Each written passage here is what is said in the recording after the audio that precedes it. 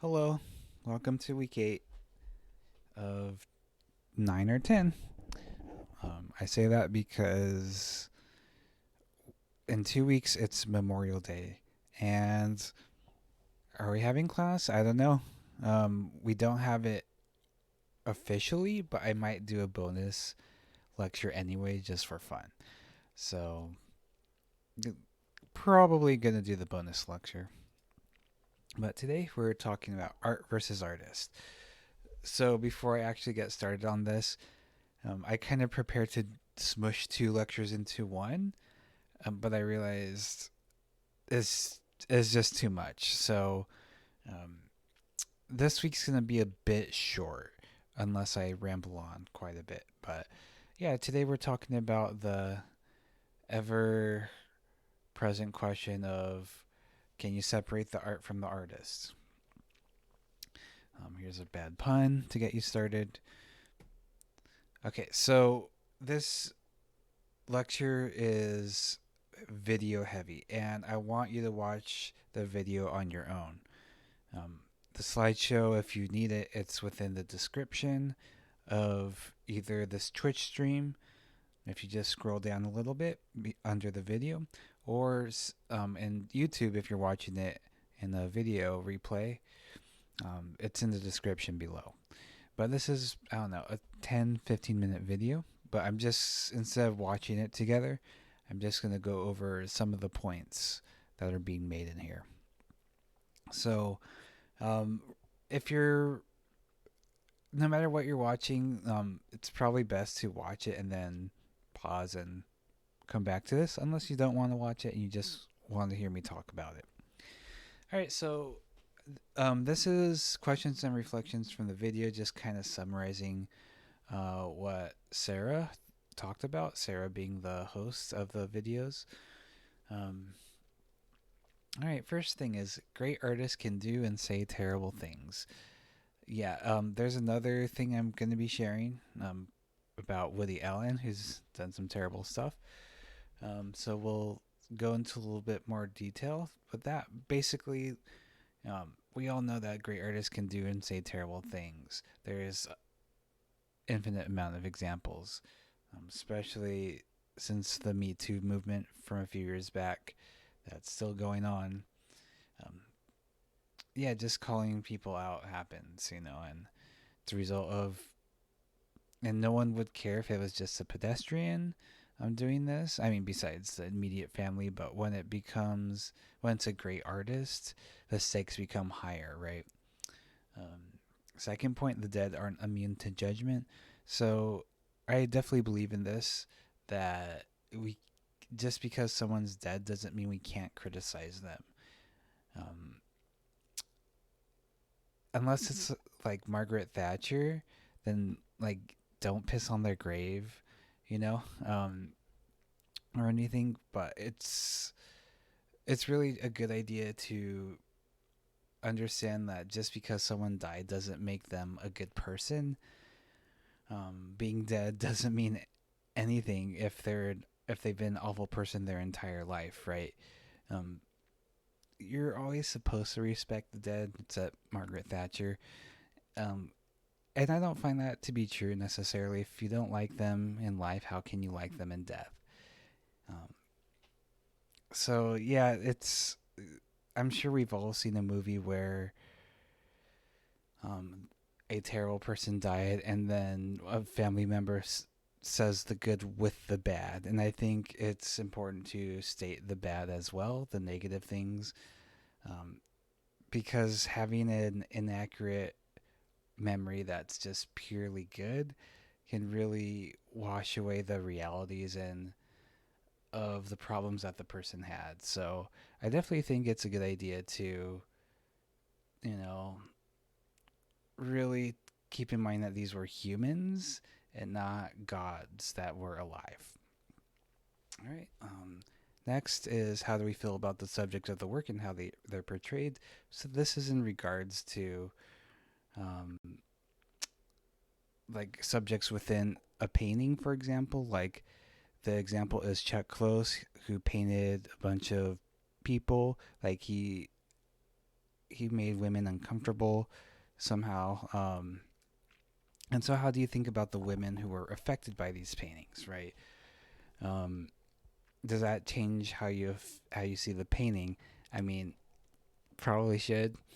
Um, if you're able to separate the art from the artist, in this sense, but yeah, like you might want to think about what's going on behind the paintings, if there's, or photographs, if there's people being depicted there from who were alive or are alive. How are they being treated?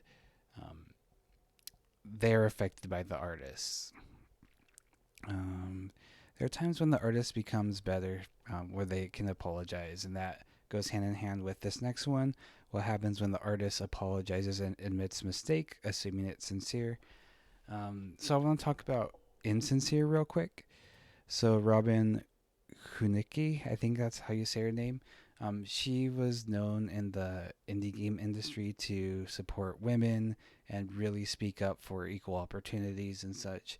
Um, and then recently there was a video by this group called People Make Games, which exposed her like through and three and two other companies about being problematic. She was abusive. She was manipulative, emotionally, not physically.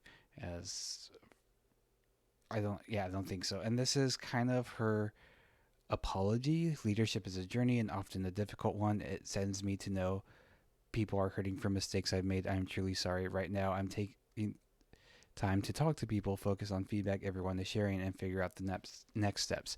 And she put this on private. Um, Obviously, she's not really trying. So, yeah, this is something that happens quite a bit when a non apology, when an artist does something bad, where they like, oh, I'm sorry if I hurt anyone. But what does that mean? Those are just pretty much empty words. Like, what are you doing to help people or to correct your actions? And there's a lot of stuff going on with bigger video game studios with, I forget who exactly, but I think it's Activision Blizzard, where people up high are still in their jobs or they're moved to a different position instead of being fired, for for fostering a toxic environment that made people, especially women, very uncomfortable.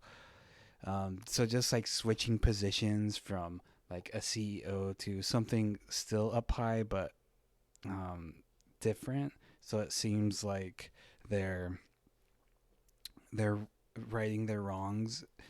No, like there's a lot of things you can look into when it comes to apologies. Like, is this person being sincere or not? Um, you can never like truly know, um, because only the person themselves can know because they are themselves. So you kind of have to rely on, your judgment on whether you accept someone's apology or not. And in the video, Sarah mentions that Chuck Close seemed really apologetic about it and like genuinely apologetic, and that seemed to help her. And yeah, I think that can really help because, sometimes people make mistakes, and sometimes it's genuine. If it's more of a serial thing that happens, I'm less likely to want to believe them or even just engage with their work at all, because can I really trust them? And if they're taking time to really, really actually right those wrongs, I will reconsider. So it's one of those things where if someone's accused of something, especially a male against women, they're guilty until proven innocent. Um, there was a case for this, but I can't remember what at the moment. But yeah, there has been instances where I felt okay, like this person is doing good work. They've gone through therapy. You know, I think it's okay to engage with their work again. How do you contribute and support those people? So in this sense, this goes into down here on the right. We are complicit in the messages when we click buy and watch anything to do with the artist. So think about what happens when we watch a video that this awful YouTuber made. Um, Even if you're going in a private browser, you're still adding to the count of people watching that video, right? If you're going to the museum where they're at, um, you're still contributing to the visitors going into this museum while this artwork is up, especially if it's focused on them. If they're included, you could talk to curators and such, have a dialogue. There's possible ways you can do that, but it's important to think about how you're engaging with their work after you know something has been done. Um, I personally definitely spent a lot of time thinking about this in certain aspects. I've example is I've had a couple friends who work for Walmart who says like they're terrible, blah blah blah. They don't pay their workers well. And plus just generally, um, I don't really care for them. Um, I just never heard much positive about them other than the prices, which probably comes at exploitation. But then again, I am complicit and go to Target just right across the street. Sometimes, I prefer to go to Fred Meyer, which is local, but if they don't have something, I'll go to Target. And I don't know anything specifically, but I've heard some random horror stories on Twitter. Not much personally, so the fact that I haven't heard things personally kind of affects the fact that okay, like I'm more okay with going to Target than Walmart. Um, and I'd rather go to Fred Meyer because it's a Northwest brand, Pacific Northwest, and I haven't heard anything bad about it. And I hope I don't. But that absolutely affects how I shop sometimes. Sometimes it doesn't, um, because it's not sustainable to only spend money at places or contribute to this artist or a group, I should say, rather, if it's unavoidable, um, or it's too expensive to get something like perfectly ethical, right? Because the cheaper something is, the less likely it is to be ethically made. But if you don't have money, then you don't really have a choice. So, like I don't buy from Amazon because I don't need to, and I can afford not to do that. But people who do need it, I have no problem with that, and I understand that, and that's more important than an ethical decision. Um, in my opinion, being able to survive is way more important than anything else. And if buying something from Amazon makes something like significantly easier for a person, I'm 100% in support of that. Um, so yeah, I think it depends on context on how you contribute to an artist or a company, which I'm kind of talking about the same thing. Um, like it's easier to not spend money on an artist, but like when you're watching a movie, if the director's a jerk, then you know how do you how does that affect everyone else working for the company? For example, does it affect everyone? Does it? Sorry. How do we feel when it's one bad person in a group of good people? So, um, yeah, I'm sure like in Hollywood, when there's hundreds of people working on a movie, like maybe a best boy or whatever can be like a terrible sex offender type person, and you might not know that, and you still watch that movie. Like that doesn't really make a difference. But if you know, like again, like the director, if they're a complete jerk, and how does that affect how you watch the movie? And again, if the subject matter is about, for example, sexual assault, and the director has been accused of sexual assault, how does that affect how you see the movie? What if it's a movie about puppies, and the director has problems with sexual assault, but like nothing bad to do with puppies? How does that affect it, if at all? If the subject matter is unrelated, does that change anything for you? I don't know. It's again, it's definitely something to think about, but you can't always be thinking about it. You can't always be spending time researching everything. Otherwise, you're never going to experience anything in your entire life. Um, and should we keep the art that's tainted? So, I remember in my first year here, I had an argument with a student about taking, what was it called? Statues of racist generals from the South down or whatever. And he said something like, well, we need to remember history, you know? And does that affect how we see this person? Like, is taking down a statue going to erase him from our history? I mean, that'd be great, but that's not the point, right? We do need to learn about the bad stuff as well. Um, but it depends how we keep the art or how we get rid of the art.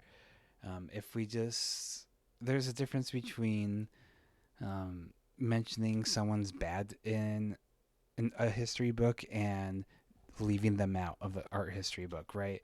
Or whatever history book. What does that do? So I think again, this is definitely a case by case basis. And should we just not show art that Hitler made? Or should it be on display? What about George Bush, who's also infamously a not great person, but is a painter and try to atone for his wrongs? I have opinions about that. So what? Yeah, what should we do about this? It's a very complex thing to think about. Um, uh, my daughter just pooped. I can smell it. Um, yeah. So I think it really depends on the audience quite a bit because if it's about like it could be traumatic for the audience to experience something, especially if like let's go back to sexual assault for example. If one of the if the subject of the artist in a painting like was sexually assaulted by this painter, um, that person would probably feel very uncomfortable seeing the artwork of themselves, right? Um, how do we deal with that? Um, it's never really easy because if you're denying everyone this one, like let's say, masterful painting, because one person's uncomfortable, is that okay? Is that going overboard? Is that insensitive to the person? I don't know. Again, it's a total case by case basis. And I would, yeah, there's no easy answer to that, is there? Um, all right, so good art doesn't necessarily come at the expense of being decent. So I think that's an important point to make because, well, actually, let's go to this. So this is very tied into this. So this is an article in the Paris Review about Woody Allen, who basically made a movie about an under sleeping with an underage girl, and at the time was sleeping with an underage girl in real life. Um, and so it says this has a lot of um, content warnings, so it's very very optional. Um, and there's people who say like this is complete garbage what this woman wrote about it. I think it's interesting to think about and read about. And here's a mini interview that's less explicit but still talks about a sexual assault. So read that with your own caution. But here's reflections from the article and questions if you don't need to know the specifics of the situation. So, do you watch a movie knowing the artist is or are monsters? So Woody Allen, Roman Polanski. Oh gosh, I can't think of anyone else off the top of my head real quick, but knowing they're at the helm of directing like are you gonna watch this movie knowing this monster is there? A monster meaning just a bad person. Is bad to support the artist in any way? Do geniuses get a pass? It certainly seems like that's the case. Um, that we still hold geniuses in high regard. Genius is a contentious word that I don't necessarily believe in. Um, for me, I personally say no. They need to be there needs to be consequences for people who do awful things. Otherwise, things will just continue to be okay. Like people will keep on thinking, okay, this person did something wrong, but we're still allowing him in and doing stuff. Like we didn't cancel him.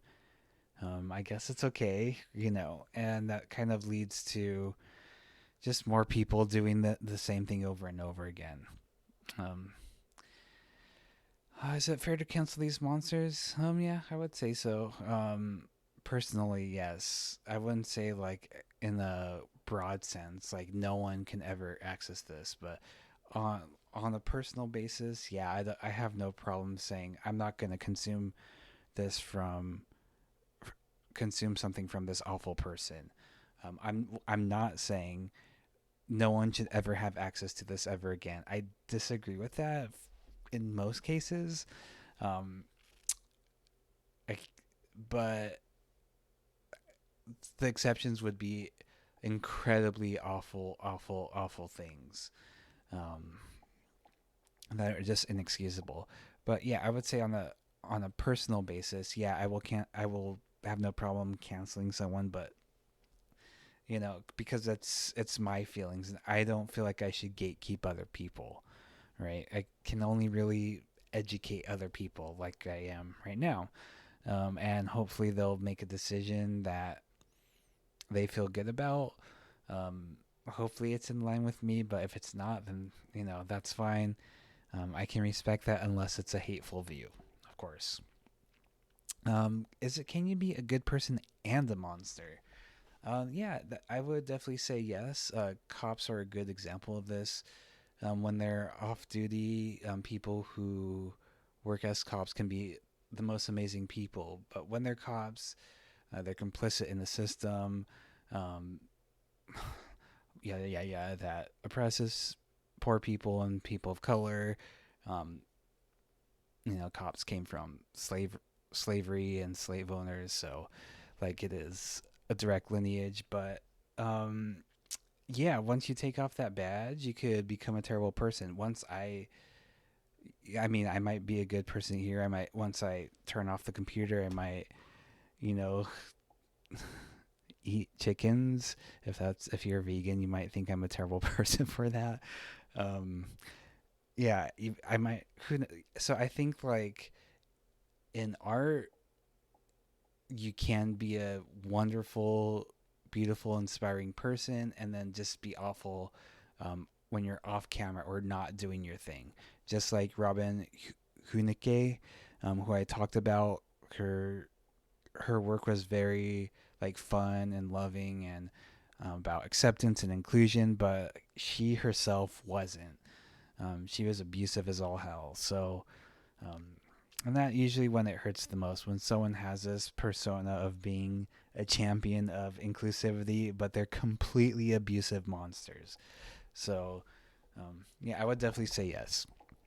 Art making is selfish. It takes time and energy away from the people you love. This is something I contend with because I have friends, and sometimes I just want to say, no, I don't want to hang out. I want to just stay at home and make art or listen to some music instead. And that ties to the next question: would my work be better if I was more selfish? And in a sense, like what this author is saying is like, since she's a writer, she says, if I didn't go out with friends, if I didn't, I don't know if she has a partner, but if I didn't have a partner or kids, um, would my writing be better?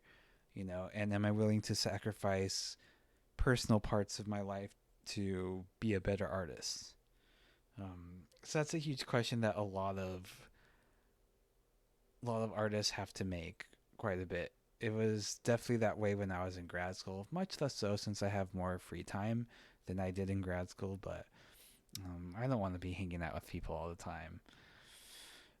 Maybe the monster needs to make himself a great artist to make up for his shortcomings. I don't know how I feel about that point. Um, yeah, let's just skip that. I don't. I'm not. I'm not really sure. I believe like you can make up for your shortcomings as a person by making great art. That seems kind of hokey to me. So we'll just move on. Okay, so there's a special called Nanette by Hannah Gadsby. This was 2018, I think. Um, I would definitely recommend the show. Um, I haven't seen it in a couple years, but I think it's probably aged pretty well.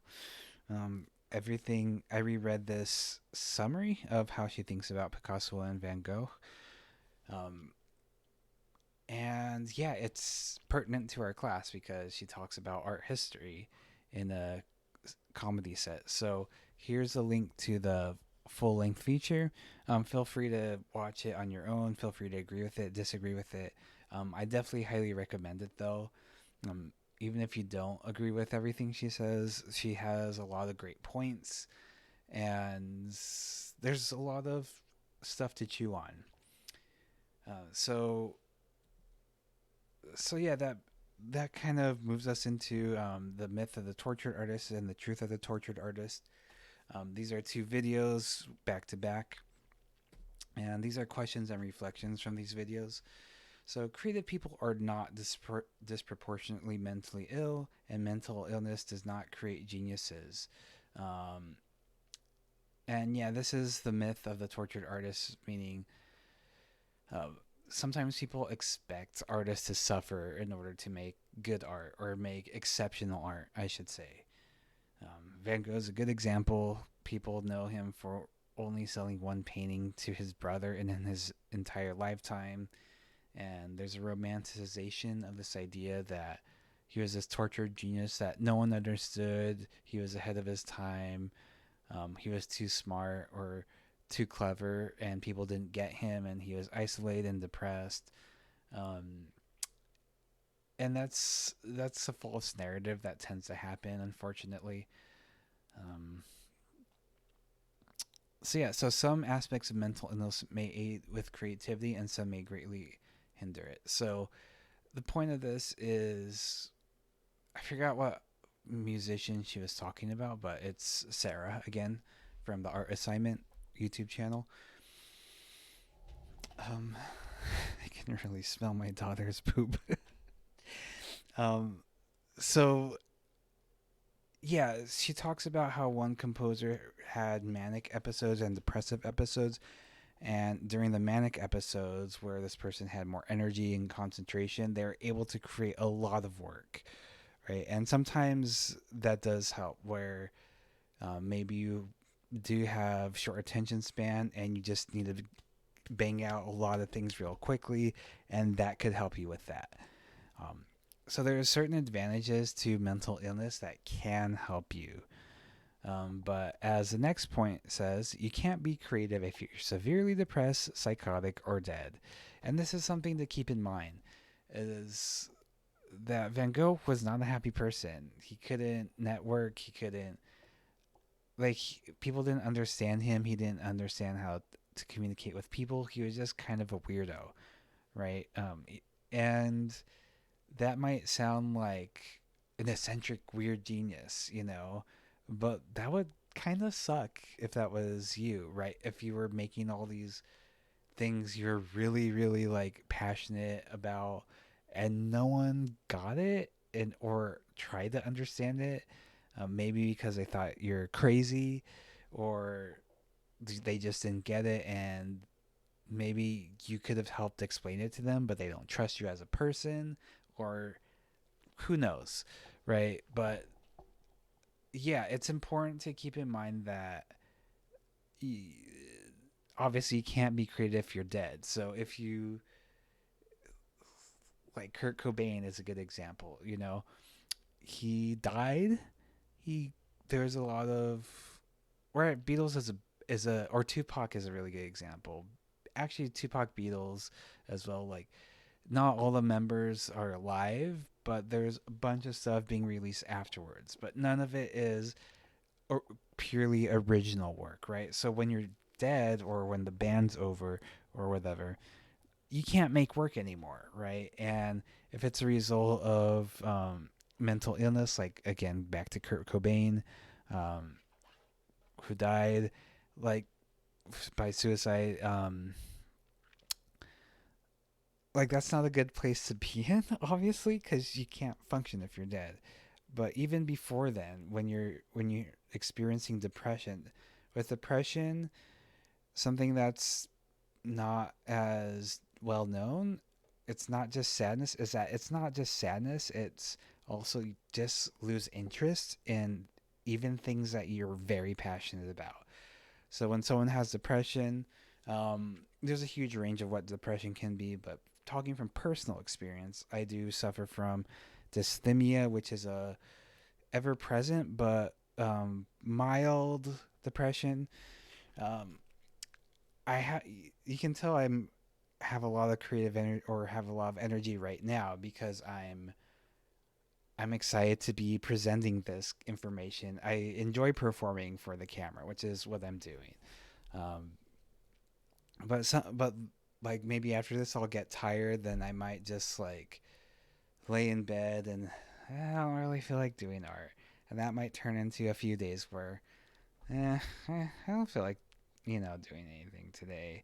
So depression's or mental illness is not great, obviously, and it doesn't make a great artist. And like in the one of the videos, Jeff Tweedy, who's the lead person for Wilco, the band, says, "I can't make, I can't write good songs when I'm depressed. I make when I make good work, it's in spite of having depression, and it's when I'm not depressed when I'm able to make good work." And that's probably pretty true of most people who are artists who have depression. Is sometimes you just have to push through it. Sometimes you just might not make artwork for years just because you don't have that interest or whatever. Um, and for me personally, I need to have like something I'm extremely excited about, or something just might not ever happen. So I haven't really made much art this term because I'm busy in my drawing class, doing assignments, um, and teaching this class, but I haven't really found the energy to do my own personal work. Um, Part of it is just my depression, even though I'm getting good exercise with swimming. Part of it's just like I don't have energy because I'm doing a lot and I'm socializing a lot, you know. And I have limited energy because of all of this. So I haven't felt like making my own personal work, and thinking about making work is a lot different than actually doing it. And when you think about making something, it doesn't really count. That's not necessarily productivity. It definitely can be, but the best way to make art is just to try it, do it, make mistakes, and fail. Um, and a lot of artists who have depression have a hard time just doing that, right? And I've definitely been guilty of, oh yeah, I'm thinking about art. I've been thinking about art for a month, as sort of an excuse to say like I'm doing okay. I'm just thinking. I'll do the art later. And that a lot of that happens with mental illness. So um, sometimes that process is necessary, but sometimes like that's what happens is someone's just not able to actually get up and make the artwork. Um, so yeah, and making art can be hard and produce problems. So yeah, like making art isn't easy. It rarely is. It can be. I try to make art as easy for myself as possible, but I'm taking the drawing class so I can hone my skills better. I wouldn't be drawing 2 point perspective drawings if it wasn't for this class. So sometimes you do need to really, when you're when an artist has mental illness, like they do have to like have a goal towards something. Otherwise, they might not make anything. Right. Next point. It seems as though people place value on hard work. Yeah, like in the video, it, there's a drawing that Matisse did, which is just a few simple lines, but the way they're done is incredible. I could never do that. And even if it takes someone a short amount of time, if they've been doing it for 20 years, that's why. It's because they've put in the time and effort to be able to make things easily, right? When you're learning a new language, it's harder at first, but the higher up you go, the base stuff becomes simple like that, and you're kind of only slow when you're learning the more intricate grammar or in conjugation or whatever. But anyone can remember si, no, como estás, stuff like that. Like that comes easily. Same thing with art. It's you can do the basics really well if you've been doing it for 20 years. If you're learning something new, there's probably going to be a struggle, but just drawing a quick portrait, if it takes 5 minutes, like the reason it takes 5 minutes is because there's that 20 years of experience of doing art behind it. And that's something that non-artists need to understand. Um, Sometimes great art does come out of pain, of course, and it can be cathartic too. Um, I don't think I've done much about depression or anxiety artwork, but um, yeah, I did have this series called a series of comics called Boys I Had a Crush on Before I Came Out, which is exactly what it sounds like.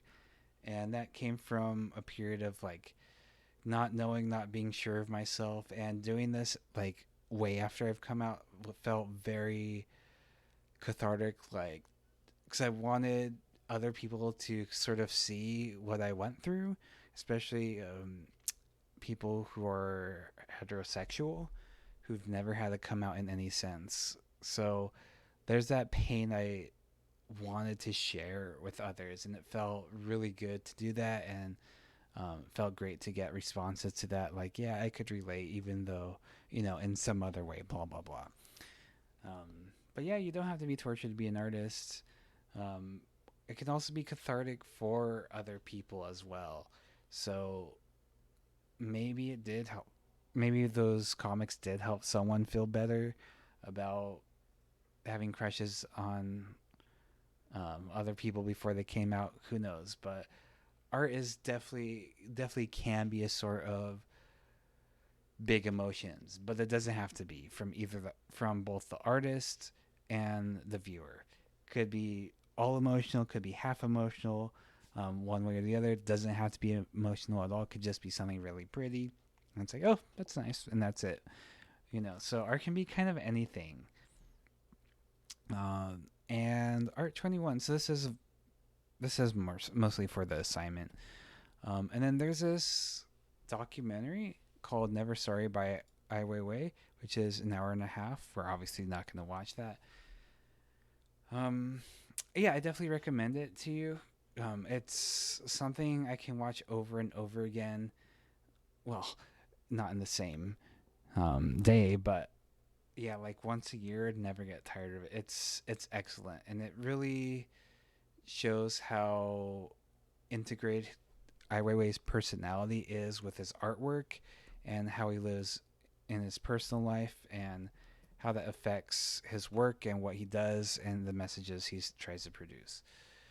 Um, so yeah, sadly, this isn't um, a discussion class where I'm just talking. So otherwise, this this is a whole week long thing, and this would go a lot slower. But yeah, there's a lot to think about when it comes to artists, and remember, you vote with your wallet, you vote with your clicks, you vote with your time and attention, and so I want you all to think a lot about what it is you're doing, who it is you're supporting, and how do you feel about that. So if you're ordering from Amazon this week, like think about, do I need this? Can I get this somewhere else instead? Um, and maybe try something local or sustainable. But even local businesses have their problems because there's businesses that are run by people. People make mistakes. People can be unfair to each other. Um, there's all sorts of problems that can happen within our capitalistic system. But um, yeah, maybe try this week to do a little bit of research into one of the products you buy or people you watch and really assess how it is you're supporting them and what you think that means. And even if you're just one view or you contribute $1, how much does that actually matter? Does it matter at all? Um, and if you don't think so, remember the whole idea about, well, I'm just one person. My vote won't really count. But how many people are saying that? And how many people didn't vote for someone and their opponent ended up winning? Cough, cough, 2016. Um, because you didn't vote, because, well, I don't feel like voting. So think about that. Think about the decisions you're making. Just at least one thing this week. I'm not going to enforce this, obviously, but if you do see this and yeah, feel free to tell me your experience of something you've done. I'd really, really love to hear that. I'm gonna try to do this myself. I do it a lot, excessively, but I'm gonna try to do it as well and share my experience. So um, be thoughtful about your choices as much as you can, as long as it doesn't hurt you in any way. So yeah. So like I said, we're gonna end up a little bit early today. Okay, we don't need to know about Evil Dead. Um, so yeah, thanks for showing up. Have a good day, good week. Toodles.